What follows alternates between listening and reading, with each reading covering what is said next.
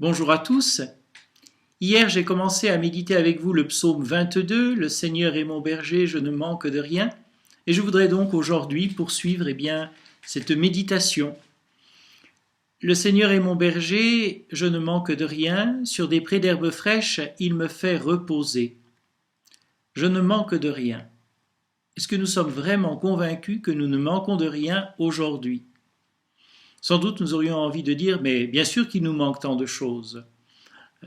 La possibilité d'aller où nous voulons pour commencer, parfois la santé, le travail, les amis, enfin tant de choses peuvent nous manquer.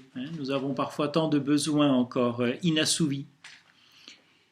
Et pourtant le psaume est formel. Le Seigneur est notre berger et nous ne manquons de rien. Me viennent à l'esprit ces paroles de la Sainte Vierge à Sainte Bernadette lorsqu'elle lui est apparue à Lourdes.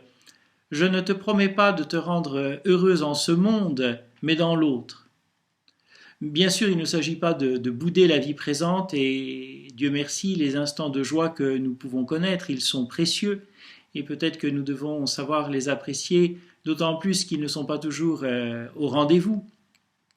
Mais enfin, cela est vrai, sur cette terre, notre bonheur ne sera jamais total, parce que Dieu seul peut remplir notre cœur. Notre cœur est comme avide d'infini. Alors nous serons toujours des éternels insatisfaits. Nous voudrons toujours davantage. En un sens, cela est bon si nous acceptons que ce davantage, nous ne le rencontrerons jamais parmi les choses créées qui nous entourent. Dieu seul, qui est infini, dont l'amour est infini, peut combler totalement notre cœur. Et ce Dieu, ma foi, nous l'avons. Il est présent en nous par la grâce. Dieu n'est pas au-delà de nous, Dieu n'est pas en dehors de nous, hors de notre portée. Non, Dieu est plus intime à nous-mêmes que nous-mêmes, disait saint Augustin.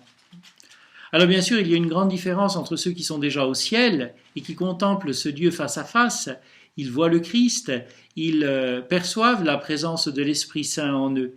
Et cette présence de Dieu, cette vision de Dieu, apaise totalement leur soif, leur désir. Nous, c'est dans la foi que nous possédons Dieu. Mais c'est bien le même Dieu qui est en nous et que ceux qui sont déjà au ciel, contemplent face à face. Et lorsque nous mourrons, le voile se déchirera et alors, comme eux, nous prendrons conscience dans la vision de Dieu, qu'il était là et qu'il nous aimait. Dieu est présent en nous. Et il est présent en nous, non pas bien sûr d'une manière, passive, attendant que ça se passe. Non, Dieu est présent en nous d'une présence amoureuse. Et je voudrais vous lire ces quelques lignes de Saint José Maria, le fondateur de l'Opus Dei. Ce sont des lignes que j'ai découvertes il y a bien longtemps et qui m'ont toujours profondément réjoui. Il dit ceci : « Dieu est mon Père. Si tu médites bien cela, tu ne voudras pas sortir d'une considération aussi consolante. Jésus est mon ami très cher, encore une découverte de taille. Il m'aime de toute la folie divine de son cœur. L'Esprit Saint est mon consolateur. Il guide mes pas tout au long de mon chemin. Pense-y bien, tu es à Dieu, et Dieu est à toi.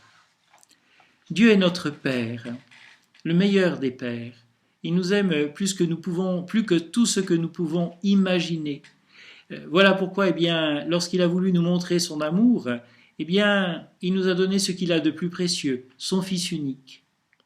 Et puis Jésus est notre ami, l'ami qui donne sa vie pour ses amis. Il nous le dira, il n'y a pas de plus grande preuve d'amour que de donner sa vie pour ses amis. Cette grande preuve d'amour, le Christ nous l'a donnée. Et il nous regarde avec bienveillance, comme il regardait Zachée avec bienveillance, comme il regardait Marie-Madeleine avec bienveillance, comme il regardait Saint Matthieu avec bienveillance, comme il regardait Saint Pierre qui pourtant venait de le trahir avec bienveillance.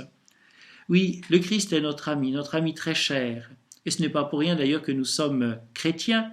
Et nous savons d'ailleurs qu'en nous attachant à lui, nous allons précisément nous attacher à Dieu. Personne ne va vers le Père sans passer par moi, nous disait-il. Et puis l'Esprit Saint est notre consolateur. Sainte Thérèse d'Avila va même plus loin. Elle dit que pour un être humain, bien sûr, le ciel, ce sera de voir Dieu, mais que pour Dieu, le ciel, c'est de résider dans nos âmes. Alors notre âme, notre cœur est finalement le ciel où Dieu trouve ses délices.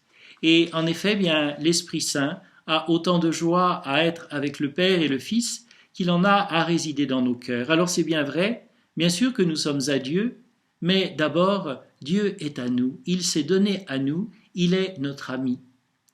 Je pourrais être ami de Dieu si je le voulais, disait saint Augustin. Eh bien oui, Dieu veut être notre ami, et je pense que nous aussi, bien sûr, nous voulons l'être. De là l'importance, eh bien, de la prière, de ce dialogue quotidien où nous le rencontrons. Alors que le Seigneur, eh bien, nous réjouisse de sa présence, il est notre Père, le Christ est notre frère, notre ami, et l'Esprit Saint est l'hôte de nos âmes. Que Dieu vous bénisse au nom du Père et du Fils et du Saint-Esprit. Amen.